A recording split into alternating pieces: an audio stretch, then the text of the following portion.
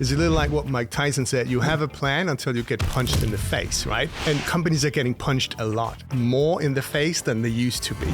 David Graham spent nearly a decade at Lego, helping rescue the company from near bankruptcy and turning it into a masterclass in strategic experimentation. He's worked in aviation, energy, and toys, and today runs Diplomatic Rebels, teaching organizations how to innovate without getting crushed by their own systems. Do you have any systems or processes or like ways of thinking for people like me or companies like us where we have these aspirations to be a bigger company? I can see where I've been going wrong. So why do tiny startups keep disrupting billion-dollar companies? David has a name for it. Why is it that it's often the small startups that are sort of disrupting new markets, right? And bringing in entirely new things. Why not these large companies? They have all the resources, they have all the talent. The reason is what I call the corporate immune system. But there's a way to break through, whether you're inside a giant corporation or building your own business. Be a rebel, but be diplomatic about it. Because you need to change things. We need that spirit, but we need also empathy. We need also to understand that we're part of a bigger system. Heading into our conversation with you today, I was maybe not scared, but a little bit resistant even to the word innovation. But I felt that the word innovation was this like enterprise, corporate word. But like actually I feel a little bit differently from this conversation so far. How to navigate resistance, win over skeptics, and turn big ideas into reality. That's next on Winning Friends.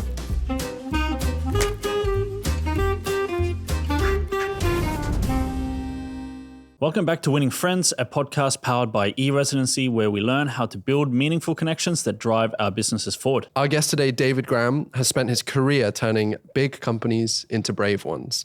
He's worked in aviation, energy, and toys, most notably at Lego, where he helped the company learn how to strategically experiment. Today, he runs Diplomatic Rebels, helping organizations of all sizes build a culture where people can innovate from within. And what makes his story especially relevant for our listeners and viewers today is that it's not all about having massive resources, right? It's about mindset. How can small companies use innovation to punch above their weight? David, it's really great to have you with us today. Thank you very much. Very happy to be here. Looking forward. Let's get started with a very simple question. Like, you're known for a lot of fantastic work, but especially work at Lego. How do you feel about Lego? Do you like to build Lego in your spare time? No. Be honest. Yes. I used to say, you can leave Lego, but you never really leave the Lego bricks, right? So I love Lego. I love playing with Lego. Did it with my kids. Still do it. So luckily, I've been part of launching also some products for adults. So that's part of what I'm enjoying now. Products that actually targeted adults. That is all about both feeling sort of mindful as you build, but also having like beautiful things that you can put on your shelves. So Lego product. Lego products, yeah. For adults. Cool. Yeah. Uh-huh. It's a whole new thing. And did you have like a love for Lego before you joined Lego, or did this like evolve over time? I did, yeah. Was brought up with it. And as a company, I mean, before I started even, they had a very good reputation. So it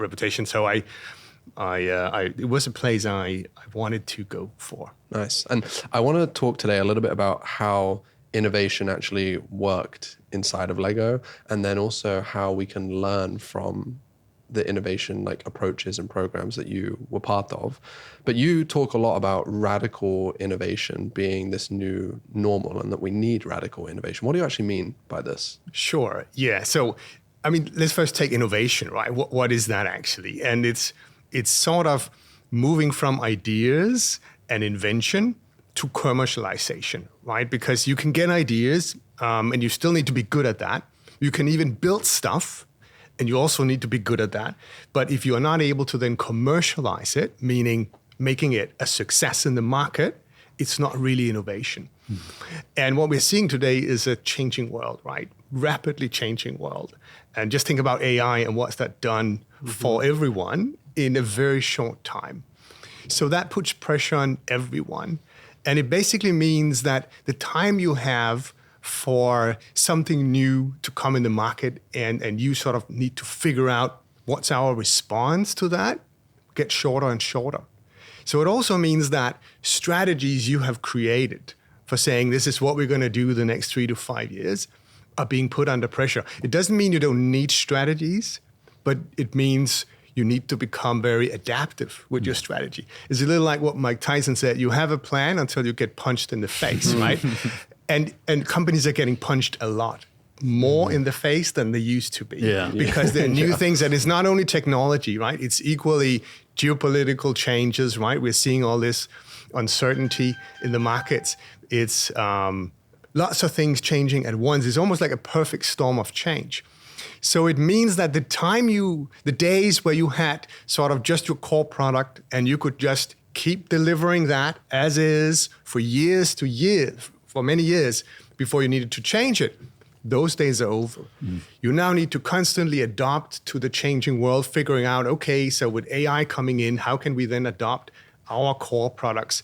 And that is what I mean about saying radical innovation is normal. It's now the standard way of operating that you constantly need to figure out how might we drastically have to change both our business model and maybe our operating model to be able to still be relevant in the future. No, I guess the one place where I see that more than maybe anywhere else is that with LLMs like ChatGPT and whatnot coming out, massively taken away from the search market from Google. And Google was like the company, you know? And I don't know, like I'm looking at that company, I'm thinking like you guys need to step up a bit. And they're trying, you know, but maybe you should have a chat to them. And for sure. And they might succeed, right? But it puts it well on point. Even these giants that sits on most of the market, they can come under pressure with this. And then what happens to smaller players in the market, right? So this is something for everyone to be mindful of. How do we, and it's not just about prediction, right? It's almost like we're moving from prediction, are you good at predicting what's going to happen, to adaptability. Are you good at adapting to what is actually happening? And it's not like you don't need prediction anymore. You still need to be sensitive to what's changing in the world, but you need to be equally good at constantly adopting, saying, okay, we thought we were going to do this, but that turns out no. So let's shift gears, right? And that's where you sort of need to iterate constantly on your approach, tapping into sort of a lean startup methodology, because that is where you're constantly saying, we think we know what we need to do, but we're not sure. So this is our hypothesis, and now we're going to test it and validate it really quickly to constantly learn and figure out how do we ongoingly adopt. And I think that's also a shift that's happened to the past, is that previously you could do the same thing for many years, and all of a sudden there would be a shift. And then you would do the same thing for many years. Now it's like constantly shifting. So that's the new normal in a way, is that things are constantly shifting, and that needs to become your standard way of operating. Do you think that is going to be a problem for big companies to like, do you think that it's going to come a point where we just don't have big companies anymore because the rate of innovation is so fast that you just don't have time to grow so massive? I hope not, because even big companies serve a purpose in terms of being sort of these ecosystem orchestrators that can move massive things quickly. But I think they're going to be challenged simply because they will have to figure out a way to both be big, but at the same time act small and be, agile and nimble like the small startup can be. Because, a good question right now is to say, why is it that it's often the small startups that are sort of disrupting new markets, right? And bringing in entirely new things. Why not these large companies? They have all the resources, they have all the talent, all the people, all the assets, that typically sit on all the IPs and so on. Why are they not disrupting markets? Some of them are, but most are not. And the reason is what I call the corporate immune system. Because the corporate has sort of built itself to be very good at one thing. And they really double down on that. So all the processes, all the templates, all the guidelines says to do things in one way. And the way of thinking around. The way of thinking, the whole culture, mentality, and then all of a sudden it changes. And that's very difficult to all of a sudden jump into a new track. It's a little like what actually happens to us human beings, if you think about it. As when we were young, we were very good at experimenting and trying new things because we weren't really sort of doubled down on anything, right? We weren't fixed. But the older we become, we sort of become very comfortable at the things we're good at. And we want to stick to it, right? Because we're good at it, and this is what we learned, and it becomes increasingly harder to learn something new or to jump to an entire different industry or subject matter expertise, right? And that's what also happens to large companies. They sort of, hold up more tightly on to what they're good at. And the way that these like large companies will keep up or help with this evolution, they have to have dedicated focus to innovation programs or other items like this, right? So take us back to the 2000s when you were like Lego didn't have the easiest time. They went through a challenging period. I know that. Yeah. But I also know that the business created this thing called the Future Lab that you were involved with, Sure. right? So like, this is potentially an example of what a larger company needs to do to keep up with this pace of innovation. Talk to us a little bit about that. Like, what was this Future Lab all about? What were you trying to fix? Like, Sure. I think this would be very interesting, actually. Yeah. So, what Lego went through in the 2000s was, you can say, a digital transformation, or more like the impact of digital transformation in society. Obviously, the introduction of video games and children spending more and more time on digital experiences and less time on physical toys. And in a way, you might say, and this is just me personally, not Lego saying, but you might say that the real competition for Lego is not other toys or toy companies, but it's rather the time that kids have for play. Because it's under pressure by screen time, right? And the more time kids spend on screens, the less they spend with physical toys, and that means they buy less physical toys, or the parents do. So that's a pressure point, and for Lego, that of course hit hard. And back then, they were actually still good at innovating. They did innovate, but in the old-fashioned way, which was sort of trying to figure it all out, doing all the analytics, build the whole thing, and then launch it sort of Big Bang style, right? Let's take the whole market with this new thing. It's going to be great.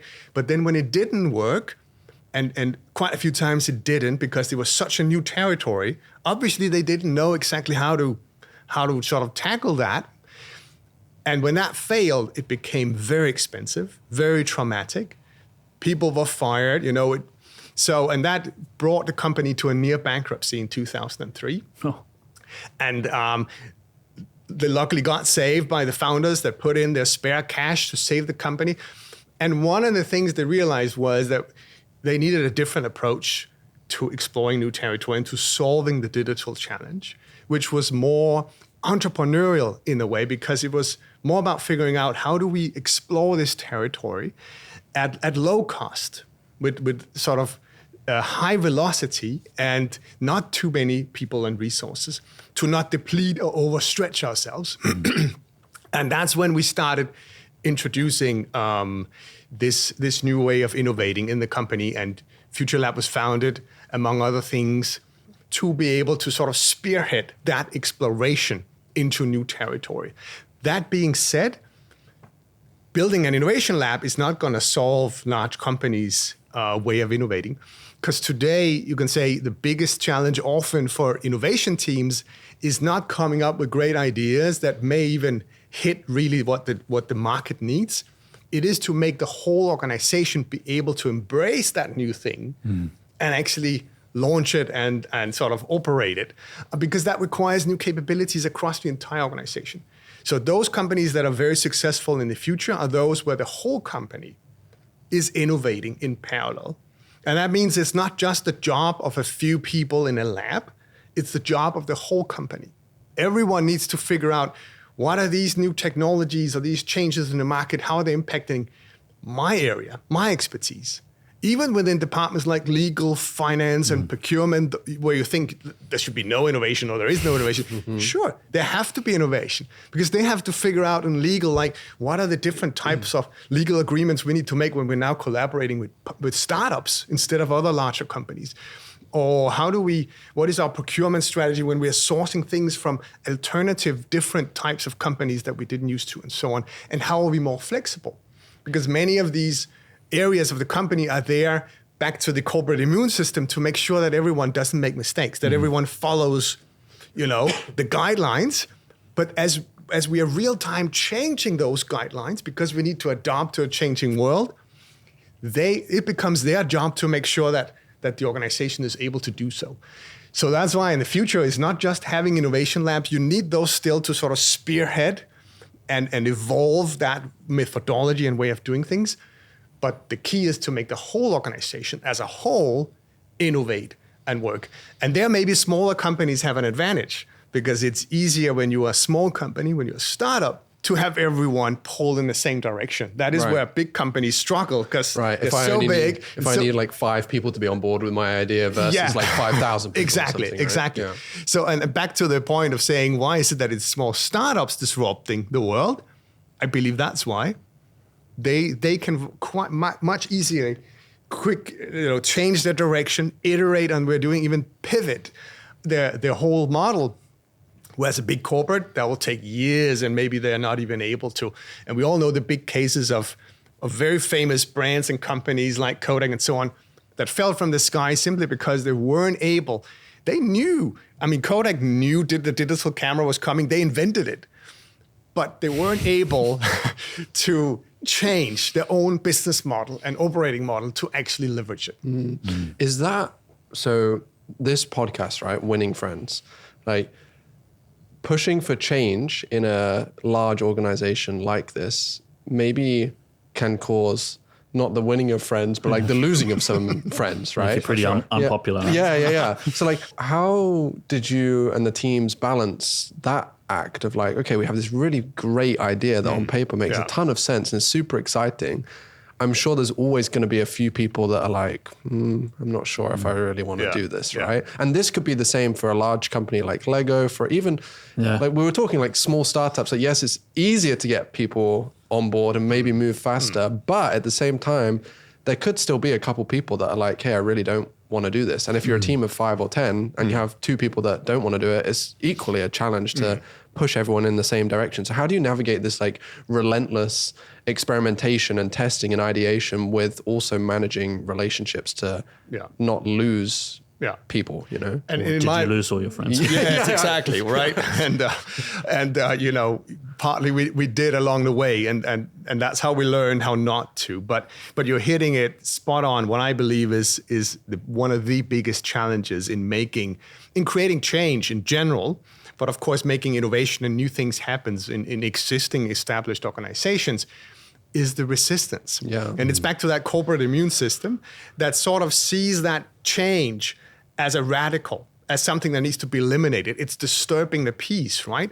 So it's an auto response from the system, both from its structures, but also from the people saying, hey, what you're doing is wrong. You're breaking the rules. You're deviating from what we're supposed to do. This is not, who we are because we've always done things this way.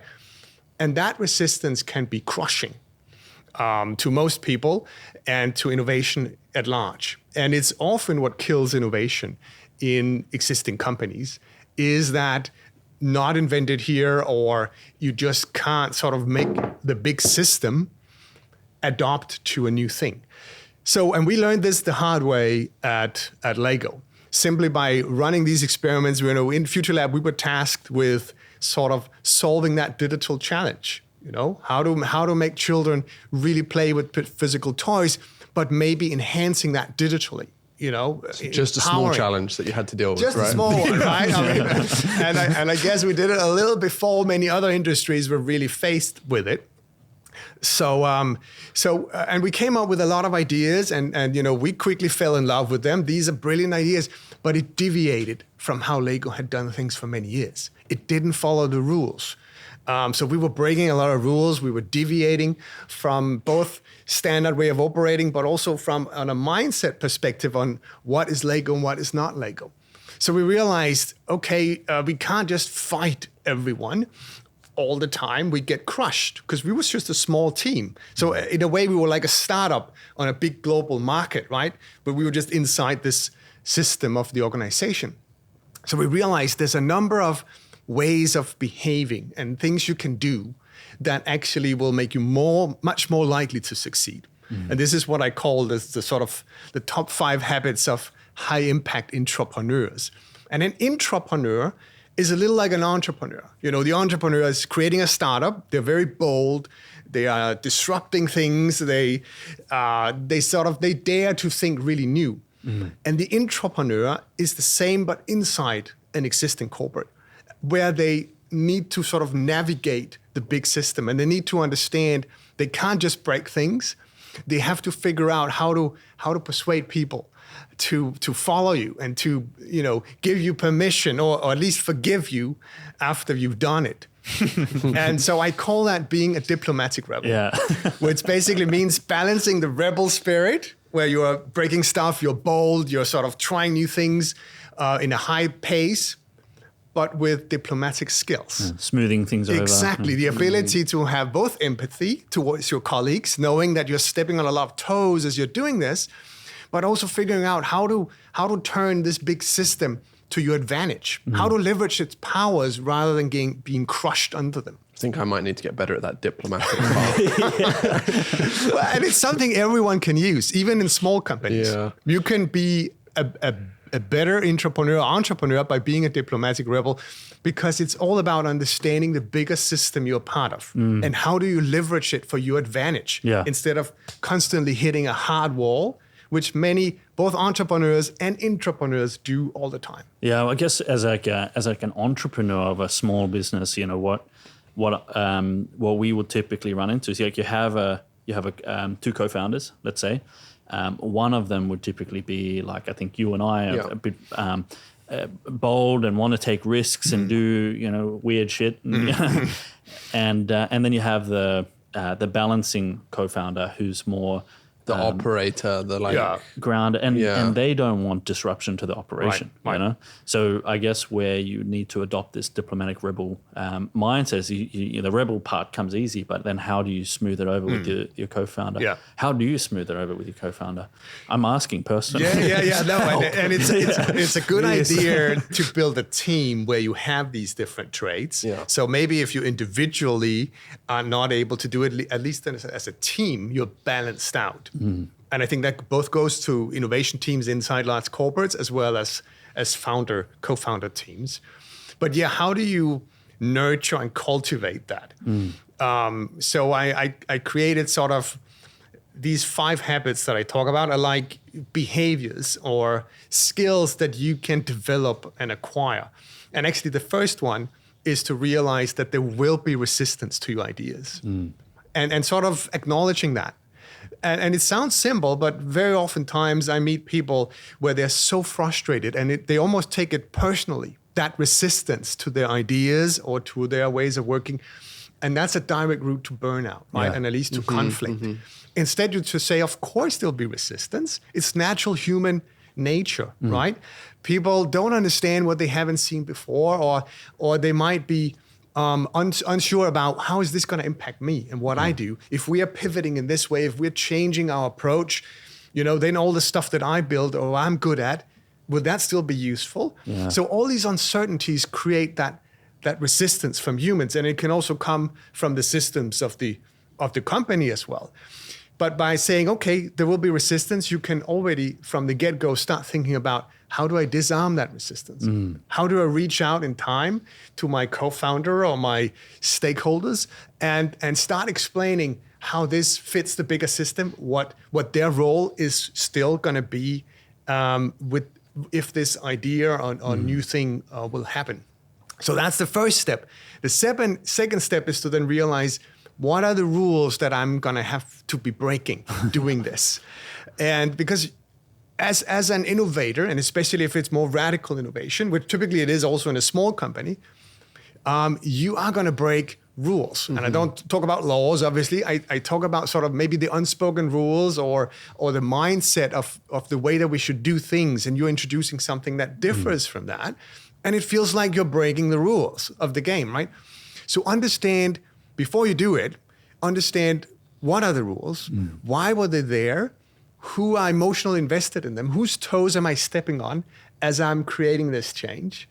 Because that will make you start having empathy towards those and say, okay, of course they're going to be frustrated. Of course they're going to say no. Of course they're going to X, Y, and Z. And then you can start disarming it by meeting with people. And that's my third step. That is saying you need to create sort of fellowship behind your ideas. You almost need to be like an influencer, saying, how can I influence my peers, my colleagues, my stakeholders, my co-founder in understanding that this is the right way to do and be a fan of it, right? And that's all about transparency. It's really about letting people in early.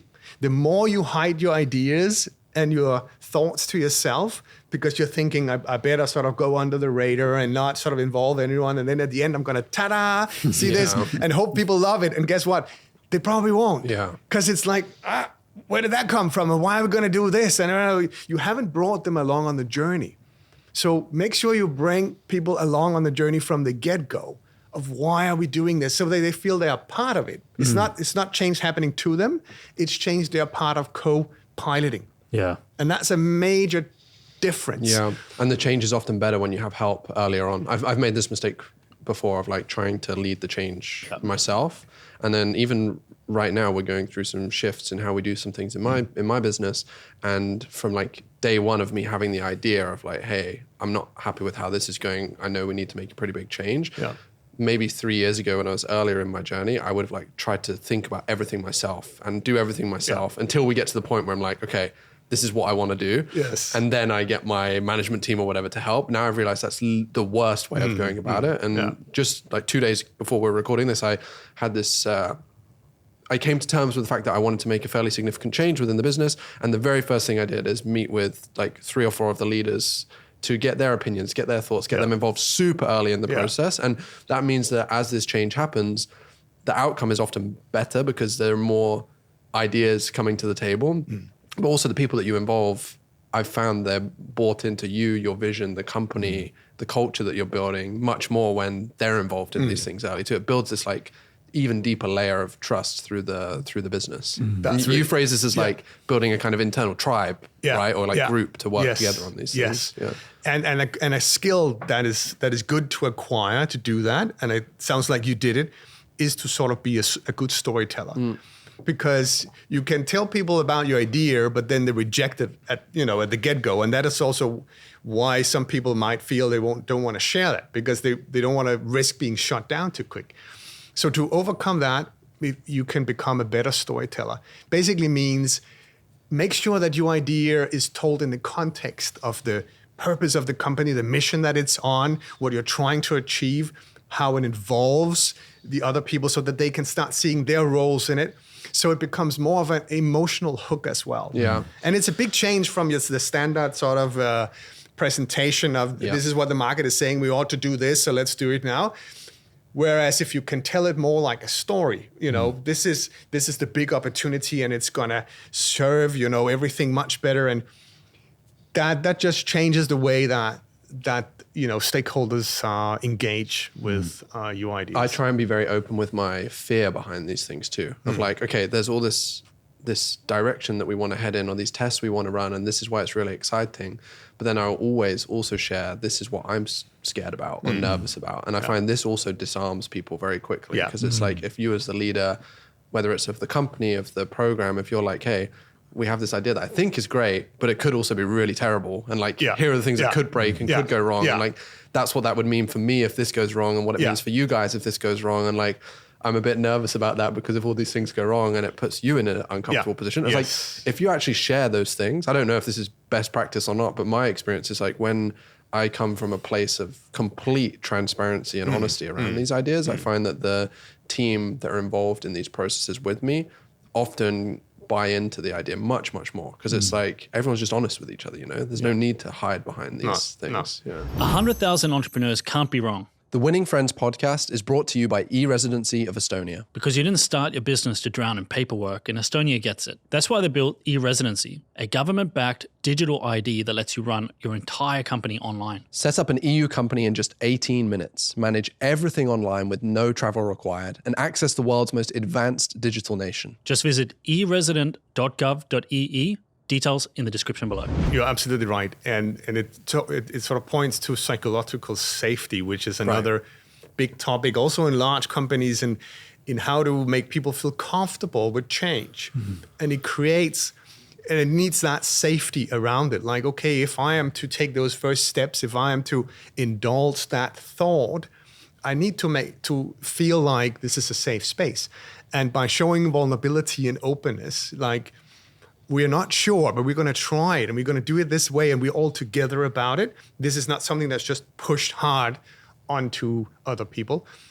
then they're going to be much more open to saying, okay, let's do this together. Let's try it out. It's a hypothesis, right? We're not sure that this is right. And the disbelievers will then say, okay, good, you're saying you're not sure. Let's validate it. Yeah. And let's quickly test it. And that makes everyone sort of agree on then taking the action. I can see where I've been going wrong. So You're like having a whole bunch of aha. Yeah. Yeah, because this also works with the spouse at home, by the way. Yeah. But it's the same thing. so I'm in business with my wife, like we're Right. co-founders. Oh, cool. And so I come up with like a lot of ideas. Yeah. And she has ideas as well. Yeah. But I'll come in and I'm like, babe, like this is what we're doing. Yeah, we got to do we got to change all these things. Yeah, it's gonna be crazy. Yeah. It's gonna be amazing. Yeah. And she freaks. Yeah. You know? She's like, and she'll push back really hard. Yeah. And I'm like, but it's such a good idea, you know. What? But if I was to come in, I can see now that the few times when I have come in and I'm more like, you know, tell a story about where this is coming from, why I think that it could be helpful, how I would need her help, but then also I'm not sure, you know, I'm interested in your perspective. Yeah. Maybe this is a stupid idea. Yeah. No. And those few times, it's gone really, really well. So I think you might be onto something great. I found approaching it like this also helps from the perspective of like, okay, let's say you have an idea that you think is great. The immediate reaction, it sounds like, is like you want to then share that idea, right? Yeah, and I'm talk excited. about it because you're excited about it. But actually, if you just like pull back for a minute and think about, okay, how am I actually going to not pitch or position this to my co-founder or the team, but like, how am I going to actually explain the reasoning behind this and everything else? It gives you a few, even if it's like an afternoon or a day or something, to think it through. Yeah. And then you can also communicate the idea in a much clearer, stronger way when there's less emotion involved. Yes. Like that's something I've really been trying to work on recently, is like, of course I care so deeply about everything within the business, but I realize when you bring too much emotion into these kind of things, it can lead you astray a little bit. Yeah. You know? Yeah, for sure. And of course, there might be some stakeholders or co-founders or spouses where the resistance is just really strong, right? Where it's really challenging. How do we do this? And that's my sort of fourth point, which I call writing love letters. And I sort of mean that quite literally. You know, it is about reaching out early with respect to that other position, that other part, where you know there's resistance coming from, and saying, I really want to understand that resistance. I mean, I want to understand your perspective, your position, and why this triggers these things, and sort of really invest the time in doing it. Yeah. You know, one story from Lego was that, you know, there were typically 3 departments that we were always fighting, and it was finance, it was legal, and it was procurement. Because in big corporates, The best ones. those We love 3, those guys. exactly. Those 3 departments, they're there to make sure everyone follows the rules, right? Yeah. For good reason. Yeah. They're just doing their job to make sure everything doesn't go, you know, AWOL. But we were constantly breaking the rules to make new things happen. We had to. And those conflicts would escalate all the way to the top and became very, very dramatic. And one time there was this a change in positions up at the top in the financial department. And this new person sort of was interim and had to prove himself a little bit.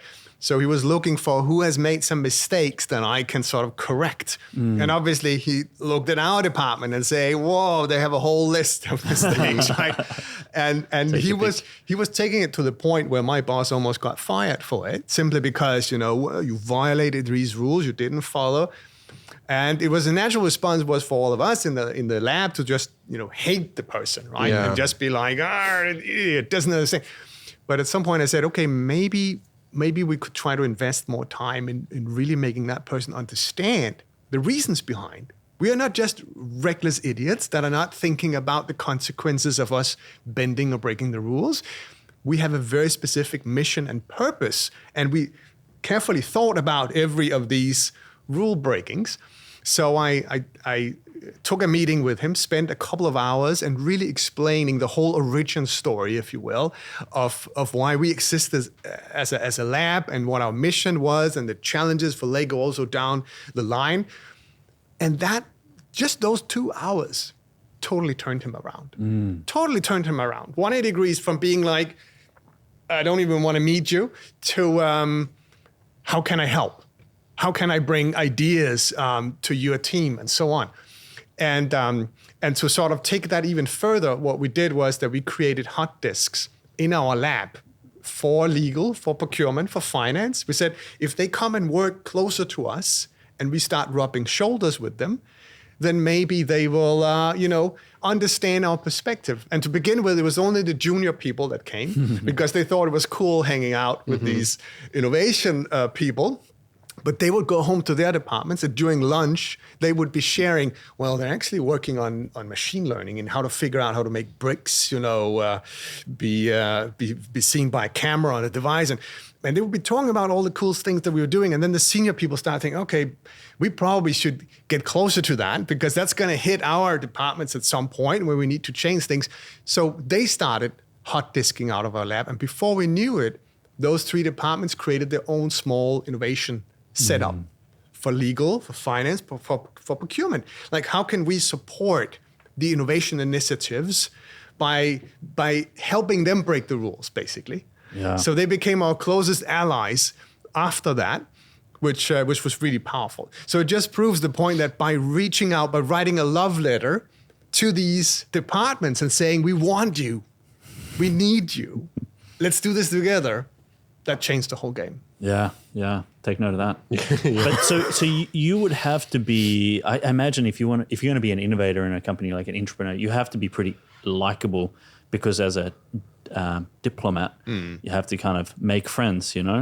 If you're a unlikable person, or you have a strong ego or something, it might not work as well. Well, the strong ego will be a problem. You need to work with that. But I'm saying this are skills that can be trained. No one is by default wrong for this. You can train it.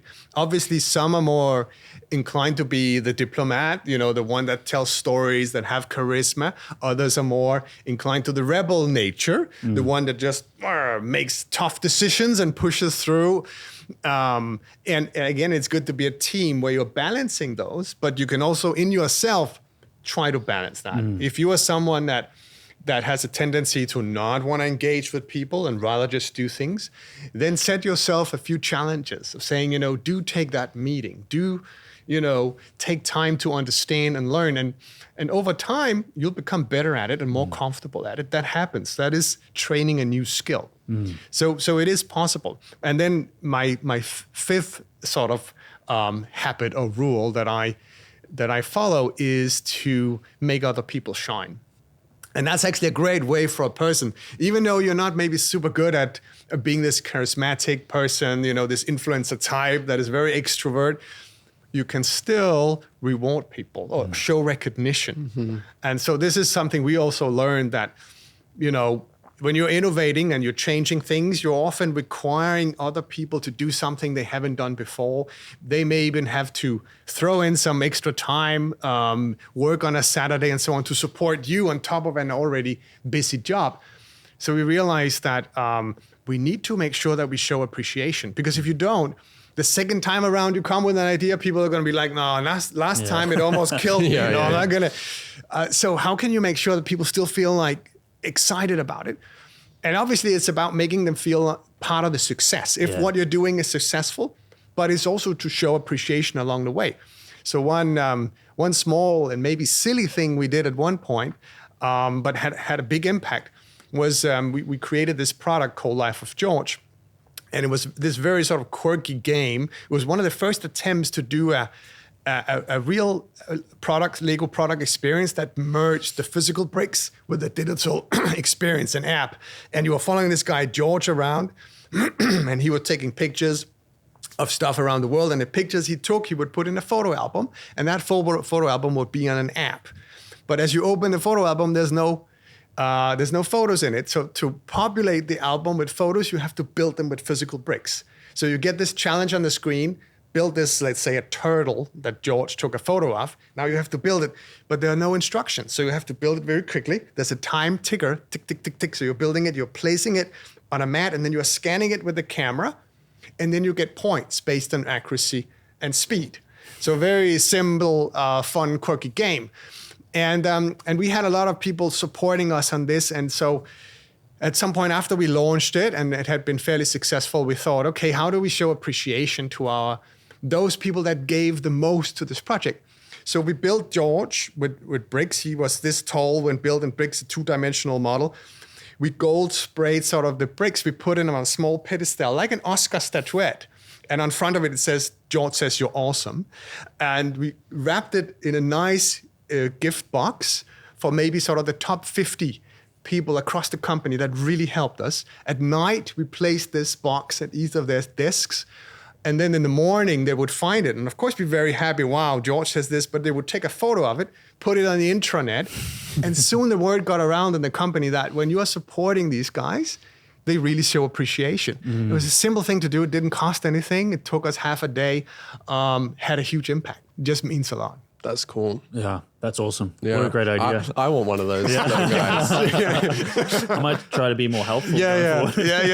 You can maybe for your spouse, put a gift once in a while on the desk, right? Not a bad idea. Yeah, not a bad idea. Right. And it has to be sprayed gold. I feel like this is the rules. So heading into our conversation with you today, I was maybe not scared, but a little bit resistant even to the word innovation. Because I feel, or I felt, and I feel differently now after our conversation so far, but I felt that the word innovation was this like enterprise corporate word. And I was like, I would still classify or view us as a startup. Like we've been doing this for 7 years or so. I'm 40, 50 people on my team, but we're still small and young, right? And I feel like if we're not constantly innovating, then our business wouldn't exist. I feel like startups, they have to be innovating all the time. And so sometimes when I hear this word, how we're going to approach innovation, it made me feel like, well, that's just normal. Yeah. Like that is business. That's business, right? Business, yeah. But like, actually, I feel a little bit differently from this conversation so far. We've talked about how startups are the ones that, because they're constantly innovating, they have this like market share that they're capturing. But do you have any systems or processes or like ways of thinking for people like me or companies like us where we have these aspirations to be a bigger company? We've seen some growth already. We're of course thinking about experimentation, but do you have like a structured framework that you suggest people follow? Or like, how do you teach these earlier stage companies to even think about innovation? Yeah. So I mean, it's good that you say it, because I mean, I remember when starting at Lego, I've been in many other companies and everyone was talking about innovation. But at Lego, no one was really talking about it because they were actually doing it. And I think that's a difference. I mean, you probably don't need the word as much when you're really doing it. But as a small company, I mean, it goes both for big and small companies. You can operate more like a lean startup. And that methodology basically just talks about a discipline around a methodology, which means that you are constantly testing things. That means that whenever you have an idea, you are immediately jumping to what's the hypothesis here, meaning what's our belief? How can we validate that? What are the sort of prototypes and prototypes we need to build and to quickly validate that? And if you can build that, both as a small but also as a large company, as a standard way of operating, then I believe you will be naturally constantly evolving and innovating. But most large companies, they lost that way back. And it's the risk of any company growing bigger. So as your company already sort of at a fairly size and growing even bigger, the risk is that you lose that nerve, because when you were just 5 people, you were constantly in that mode of testing. Maybe you weren't totally a lean startup because maybe you weren't as disciplined, and that is sometimes what differs a successful startup from a non-successful, their ability to be quite disciplined about their approach to how to explore the right approach to market, the right features for your product, and so on. But when you grow bigger, even if you had that approach, the risk is that you lose it because you then start to establish more rigid processes and methodologies, or you loosen the mindset around that we constantly need to be on our toes in terms of what's next. You sort of grow comfortable with, we found this product and it's quite successful and it's really making money. And back to, you want to stick to that. And that's the immune system that starts building up around that, right? We've even felt that ourselves with we, as a business, are very process driven. And I think that's one of the reasons why the business runs as smoothly and successfully as it has done up until this point. So it's like a core backbone of our business, of how great this is. Some people would say we're like over process driven for a business of our age or our size, but it's a significant value prop for us internally. But there have definitely been times where we're like, our own reliance, or not reliance, but our own like activity or push towards process is starting in some areas to get in the way of how we grow and speed things up. And one thing that we did that I've found to be super useful actually for anyone like watching is we have at the company, we have a monthly like book club that we do. It's completely optional. You don't have to join if you don't want to. We maybe get like, I think 8 to 10 people that go through the book club each time. But 1 month, maybe a year or 2 years ago, we did the Lean Startup book as the book club. And they're not normally like business books, right? But we did the Lean Startup, and then the operations team also read through the Lean Startup together, and like week by week, month by month, they like studied a chapter together or something like this. And I found even just this one activity helped start to bring back this this nature of how we run and operate things when we were a team of 5 people or something like this, you know, and this has been very helpful for us actually. Oh, that's great. Yeah. And I mean, the process isn't the enemy. The enemy is when you start making the process rigid. Yes. And say, we can't deviate from it. We can't change from it. Rather, you should then have another process that allows you for changing the process. Right? So you can still be reliant on processes because that makes you effective, efficient, right? But make sure that you are at the same time able to change very quick. And you can have processes that helps you with that. And this is what also large companies need. They can't operate without processes because there are too many stakeholders, too many people you need to coordinate with. But you can make the processes so that they encourage the experimentation, that it legitimizes failing in a way because you're running an iteration very quick and at low cost and high speed. Okay, that was not the right way. Let's try the next. Okay, that was also not the right, but we learned this and this. Let's take that to the next round. And that's the methodology that allows for you to learn and uncover an unknown territory very quick at low cost and low risk because you're disciplined about it. And you have a process that actually helps you run efficiently every time. As a growth-minded person, a founder, someone at an earlier stage company, even later stage company, like the idea behind innovation and experimentation is often, okay, we have all these great ideas. One mistake I see, so I run a performance marketing agency, right? And one mistake I see with our clients sometimes who are growing super fast, some of the highest growth startups around right now, is like they're ramping up their advertising budgets. They want to test everything. And it's like, once you get to the point of testing everything, it becomes very difficult to tell what it actually is that is moving. Like, you know, everything's going in the right direction, but like, what is the thing that's actually helped from our testing? Do you have a process or like a way of either prioritizing these experiments? Because I'm sure at Lego and the other companies you've been involved with, it's like, our business is like that. There are so many things you could do. So it's like, how do you even go about, okay, you have these ideas, but then how do you go about deciding which ones to action on first? And do you just action on one at a time, or do you action on like multiple? Like, how do you personally think about that? There's definitely a risk of boiling the ocean, and especially with so many things happening, you feel like just pursuing it all. I think creating focus is a key factor of succeeding with innovation or be effective at innovation. You know, many companies are innovating, very few are effective at it. I think there's a recent McKinsey study from 24 that shows that 84% says they are innovating and really wants to innovate, but 10% of them only say that they're effective at it. And that's one of the reasons is to, you know, how do you create the necessary focus for what it is you want to do? So at Lego, we identified what we call opportunity spaces. And that basically consists of two key analyses. One is you can say an internal context analysis that is all about who are we as a company? What is it that we want? What is our DNA and mission? Because that eliminates a lot of things that you then shouldn't do, right? If you're strong on who you are and where you want to go as a company, it helps. For Lego, it was about sticking to the brick and say we believe that the brick should still be a core anchor point for everything. Okay, that's a big sort of design decision you're making right there, right? The other is an external context analysis, obviously saying what is changing in the world, what are the new opportunities, what are all those things out there, and where these two intersect, meaning where they overlap, that is where you have a unique opportunity, where it fits exactly what you want as a company. And it has clear evidence from either customer insights or new technologies that are ripe for you to use. And that helps you sort of set directions. And then we became good at doing pattern recognition workshops, or sort of insight clustering, and saying, okay, so what if we take this new customer insight with this technology, with this business model, and do something about that. So that helped create sort of quite specific briefs on these are the things that we want to do. We could run multiple projects, but again, if you run too many, you deplete your resources. You're not thorough enough.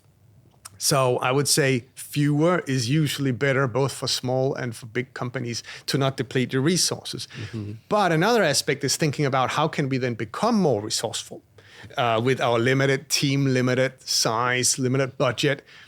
And a big part, which was also part of Lego's sort of evolution, was to think in terms of partnerships. Who can help us out there to sort of close some of these capability gaps we might have, or to just bring in more resource and power? And I'm not just talking about financial, but talents. Other companies you can collaborate with. We don't need to hire a full stack team that is able to do something, but you actually partner with someone. And so that opens up sort of what you could call the strategic venturing toolbox. Should you build this yourself? Should you partner with someone? Should you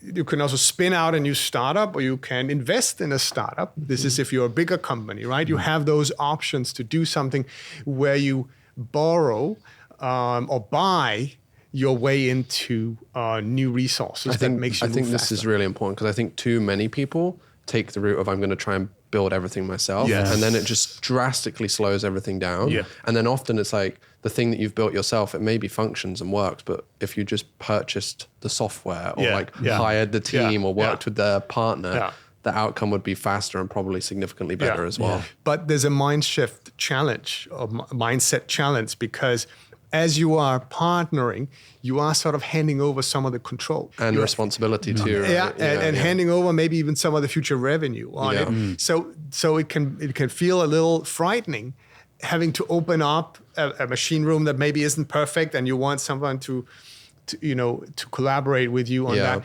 But I think it's a necessary mindset change for any company in the future to be better at operating more like an ecosystem orchestrator, where you have multiple different partners, also freelancers. You don't need them to be permanent hires, all of them, right? You can collaborate at all levels, also with other startups, to make things happen. And then, of course, you need to share.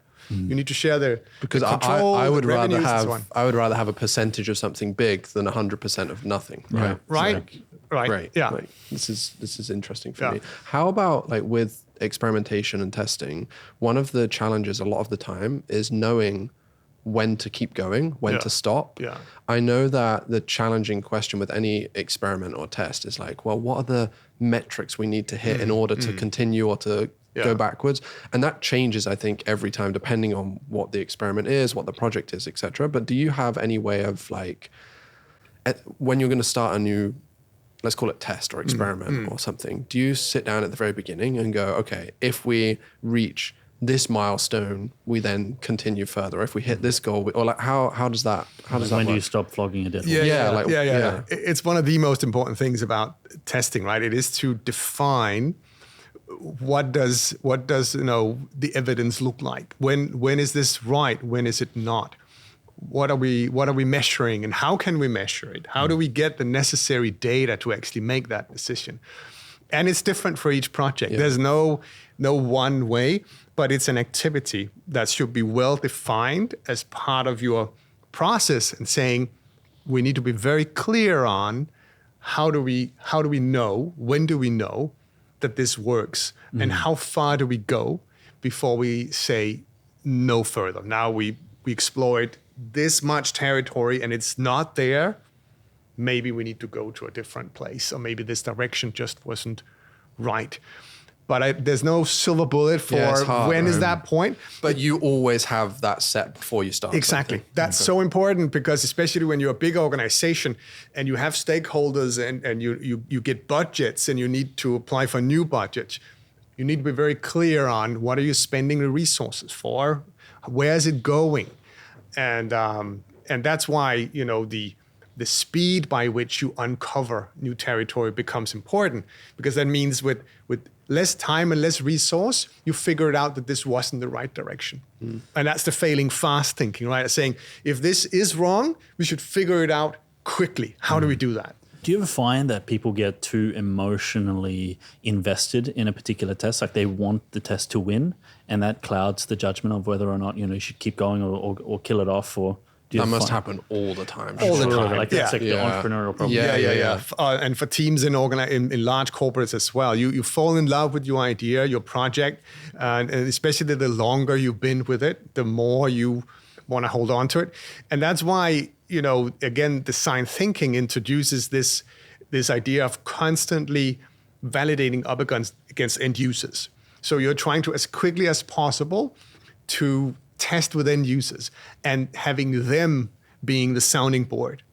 So that is not yourself saying, I love these features, it's going to be amazing, but it's other people that are constantly evaluating.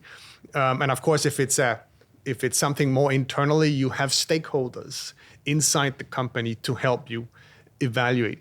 But again, with a filter, because sometimes even your customers or your internal stakeholders are not yet there where they can see the value of what you're doing. If you're such a pioneer, I know the iPad might be a bad example, but it is an example of a product Apple launched where there wasn't really a market. No one at the time said, oh yeah, I want a phone that's this size, that is not really a phone and it doesn't fit in a pocket and it's too small for a laptop. I can't really work on it. Yeah. I need that, right? Yeah. No one said that. Now look at us. And 70% penetration rate. and I guess it's been pretty successful, right? So there was a vision that went beyond what you could have customers at the time say, great.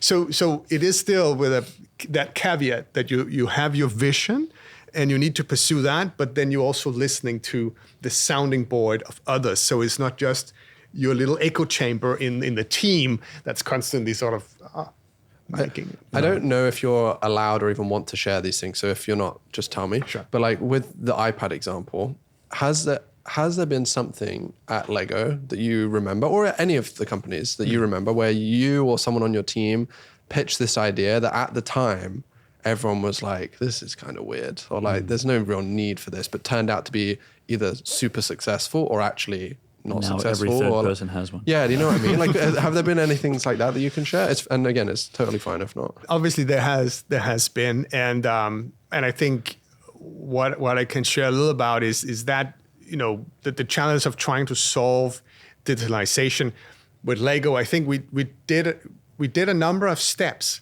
that in themselves were perhaps not the end goal, but they were still important steps towards for the whole company to realize how to solve this. It was all about how to create that perfect balance between the physical toy, the bricks, and a screen or something digital. And because the risk is that the digital will quickly take over and the bricks will become non. So exploring that field, we did a number of projects that no one thought were great. That was really had a lot of resistance internally. And this Life of George was a little example of that, where it's like, that doesn't feel like Lego. And actually it was where you built with these bricks and you had to sort of test your building skills. And actually it became a great drinking game among college students because you could do four people battle sort of but against each other, but it didn't really feel like a Lego product. And commercially, it wasn't a massive success, but I still believe it was an important step for the company to learn and realize a lot of things about how do we strike this balance? What are the principles that we need to apply? And I think a lot of the principles that now the company live by in terms of having strike this balance came from those early experiments that were not liked, that had a lot of resistance, but still also had a lot of fans. It sort of divided a lot. That's like an interesting impact of experimentation too, is like sometimes the experiment might not succeed based on the metrics that you'd set out to want to achieve, but that doesn't mean It's a failure. it's a failure, right? Yeah. Right. How do you pivot on that? Like Yeah. you're like, oh, we were measuring for this thing, but actually what we ended up was with this. Like Yeah. it failed technically, but it's also a winner. Like how do you? Yeah. And that's back again to setting the right sort of metrics for what are we trying to achieve with this? What does success look like in this early stage?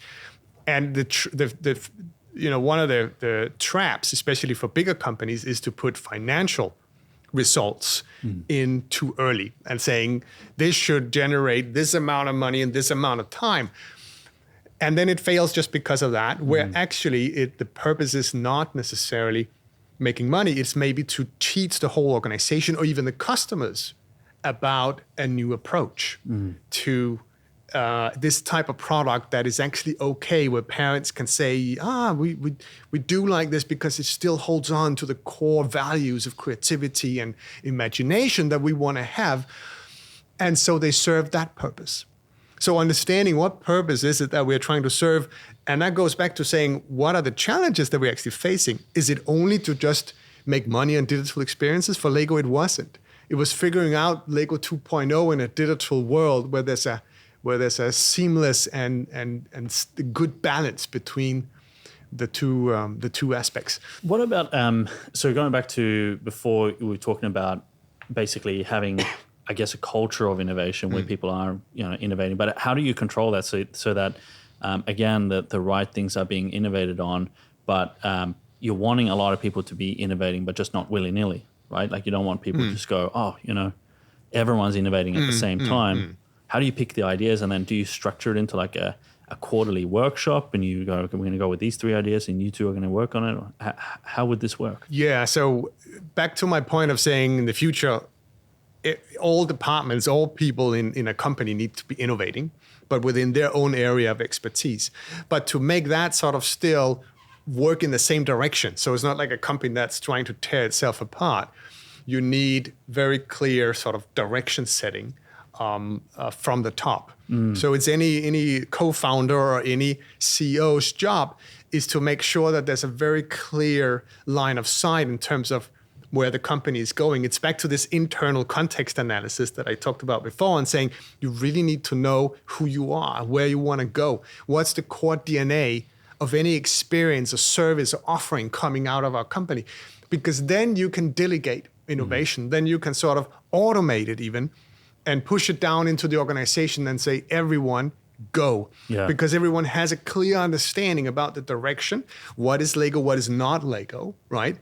Having that clear understanding across the whole company will allow you to set innovation free. Yeah. Because if you're not, the risk is that it goes in too many different directions, and again, you're depleting resources because you're pulling in opposite directions and so on. But let's say even like, let's say you have your customer service team lead or something, and they're decided like, we're all innovating here, so I'm going to create some disruptive innovations in my core area, and that may not necessarily be, or like if everyone's doing disruptive innovation in their core areas, then suddenly the whole business would not thrive. Yeah. Right. Yeah, absolutely. And I know we're talking about disruptive innovation, but usually I would say you want to do as little disruptive innovation as possible. And disruption, what is that? We haven't really defined it, right? But it's very sort of relative to each company. It is what is disrupting to you. And it typically points down to capability. It is what you haven't done before, what is very new to you or to the market, but often it's also to you that it's new. And that means it's highly risky. Yeah, it risks the core business as Yes. well. Right? So actually you want as little disruption as possible. You want most of your innovation to be centered around the existing core, very incremental, very small steps that constantly evolves and improves, but also integrates new technology, saying like, how can we now use AI into our existing processes and improve them? Yeah. So there is a need for a system. And that's what you are, cycling around is how do you control that? And of course, then you need, especially in a larger company, you do need a a system that helps evaluate innovation ideas, but the evaluation should happen as close to the idea origination as possible. So each department should have their own setup of saying, in the legal department, like if we're innovating in the legal department, what are the ways that we want to innovate? What are the areas? We want to improve a lot, but maybe there's also a big step we need to take that's more radical and disruptive. Okay, we also need to take that. So ideas for that are welcome. But because the wrong thing to do is to make a central program and a committee that needs to sit and evaluate everyone's ideas. A lot of companies have tried that with these idea platforms and boxes, and none of them that I've heard of really worked, unless it's about sort of lean improvement. There you can do it, like how do we save a box somewhere, and that works.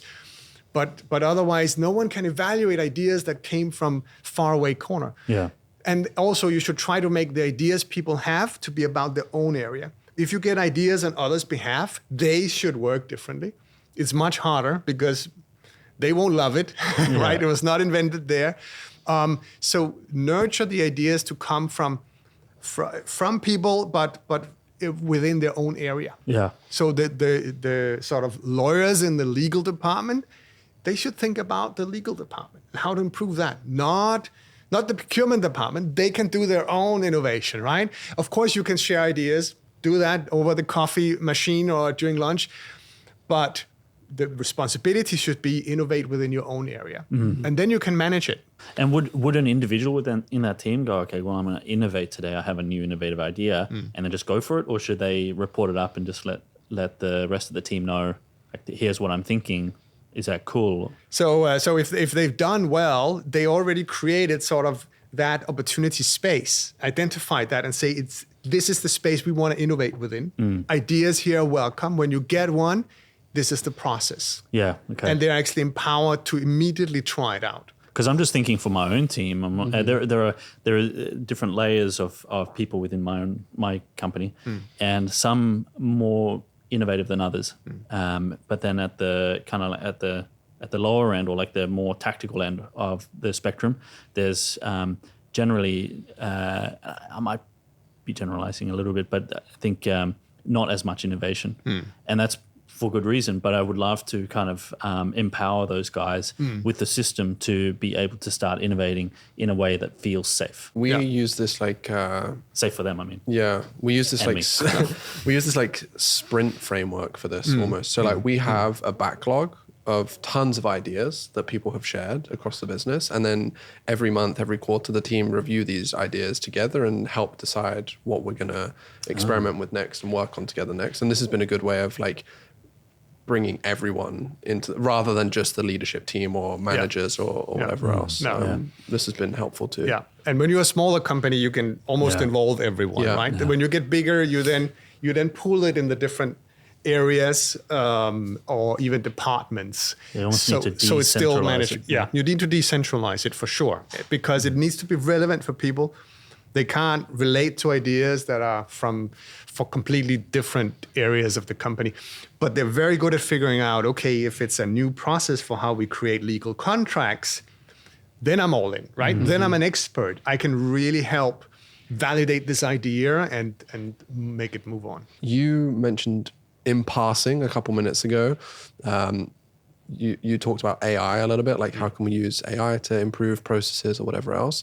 When looking at the next, 5 to 10 years of innovation practices and growth experiments across companies, like what do you think are the bigger initiatives that are going to power this? Is it looking at AI? Is it decentralization? Is it programs like e-residency, like we're here talking? It's AI, right? I mean, it will be AI. That's the big one right now, and I think that's not. I mean, don't take my opinion. This is the opinion from people that are leading big technology companies. They're saying this one feels bigger than anything else we've had. We are all using it probably on a daily basis, right? For a number of different tasks. And that just happened in 18 months almost, right? So that's going to be a massive game changer. And that's what every company right now need to figure out. Not that they should sort of headless just run into it. Again, they need to do their internal context analysis and says, what should AI do for us? What do we want to leverage this technology for? And how does that look like in the future? And try to create that vision for that. But yeah, that's going to be a major innovation driver for the next many years. I think that could be a whole separate episode and conversation. You could come back next week. Yeah, Talking. But with time in mind, so we have a little bit of a tradition around here, which before we wrap up an episode with anybody, you can probably, or I hope you've noticed the wall of cups over here. And so what we do is we get every guest to take a cup, to leave a message on the cup or just sign the cup, depends how innovative you're feeling right now. And we ask you a couple of questions as you are writing your message on the cup. So maybe which one would you like to take? I feel like this one is... I was immediately looking at this one, not also because it's a little different, right? So there we go. You gotta stand out. Appreciating diversification here. Very innovative. I would like to know what your favorite Lego set is. Well, the thing is, I'm quite biased, right? Because did you make one? I launched quite a few that I was part of creating, and even though I love all Lego models almost, but there are just some that has a special place in my heart because it was such a special project. And I already mentioned this guy George and Life of George. Super quirky game. No one heard of it because it was a small pilot. But that was just a special adventure. Okay. We actually had George suits in the team. He wears this red shirt, blue pants, black tie. We had that. So whenever we threw a party, which we often did, we would dress up as George, even with wigs, looking like him, and have a cake formed as him. And so it was pure love. But other than that, I was also part of launching Lego Ideas, which is this crowdsourcing platform where fans can sort of pitch their ideas. So many fantastic models have come out of that, right? So I love many of those, and I was part of launching some of the first products on that platform as well, including Lego Minecraft. So that one is also special. Nice, that's really cool. How about we're sitting here in our cafe today for this conversation?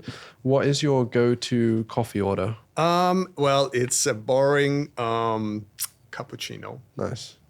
Nothing boring about that. My wife drinks cappuccino, so it's good coffee. Outside of Lego, who do you think is a company that is doing innovation right at the moment? It's hard to pick just one company. But of course, there are some companies that are just in industries where innovation had to happen or they wouldn't survive.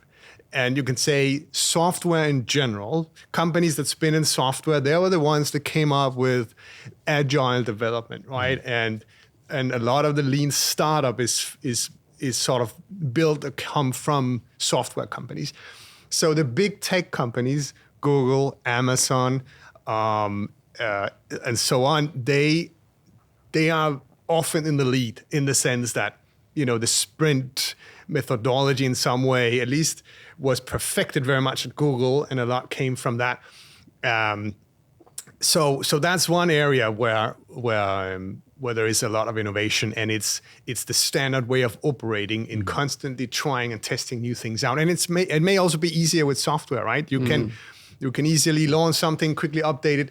Compared to like steel innovation or something. Exactly. Where it's harder is when it's physical products and say, take Lego that launches a box of bricks that goes in the shelves of thousands of stores around the world.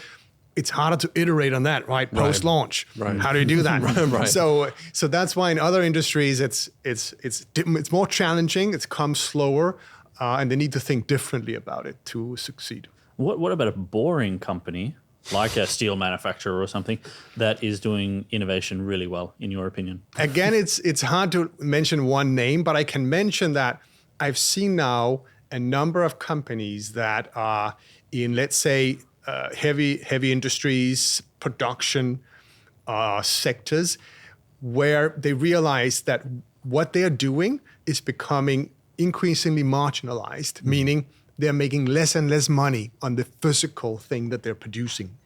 It might be pipes, it might be pumps, it might be some other things that function in an industry.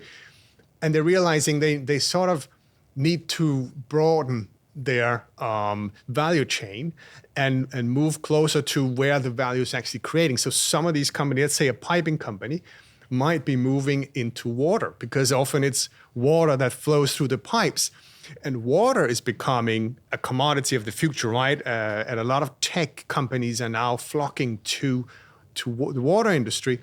So they start then jumping into say, okay, what are the future of water, and how can we start investing and becoming part of that? So we are not just the dumb end of the value chain, but we also in the smart end of it, if you will. What's a book that you return to often?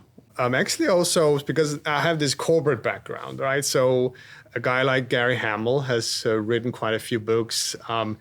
There's one about how do we humanize organizations, which I think is a super important topic for the future. Now we're seeing the new generations coming in, and they are not thriving in large corporates. Really? Because they can be quite toxic places. A lot of anxiety, a lot of performance pressure, and KPIs that are constantly, and that's why a lot of people are burning out. They're feeling stressful, and I would say the whole gig economy that is talking about where people are not joining the big corps. They rather want to be an independent, or they want to create their own small startup, which is great, but it's a loss for the big corporates, and that's because those environments are not super fit for human beings, simply. We're not thriving in such places. And that's a big struggle now for companies to figure out how do we create that environment that is actually fit for human beings, where they are creative, where they're innovative, as we want them to be, as we just talked about for the last hour. And so that's a book I can recommend. We can leave a note on the name because I just forgot the title of the book, but we'll find it. Happy to share it. Could you tell us and show, I think, this camera? Yeah. Also what you wrote on the cover? So it's my mantra: be a rebel, but be diplomatic about it. Nice. Right? Because you need to change things. We need that spirit. We need the rebel spirit in all our organization and even our lives. Yeah. But we need also empathy. We need also to understand that we're part of a bigger system, and how can we make that work for us and not against us. I think this is actually a really great spot to leave it today too. Yeah. This is like perfect ending point. So David, thank you so much for joining us. I really appreciate your time, your insights, and everything you've shared. It's been a really interesting conversation. And everyone who's watching can find out more about your work at diplomaticrebels.com, right? Yeah. Absolutely. Thank you so much, guys. It's a real pleasure. I love what you do as well. And good luck with your endeavors. Yeah, thanks, mate. Thank you. And thank you everyone for watching and for listening to the Winning Friends podcast, powered by eResidency of Estonia.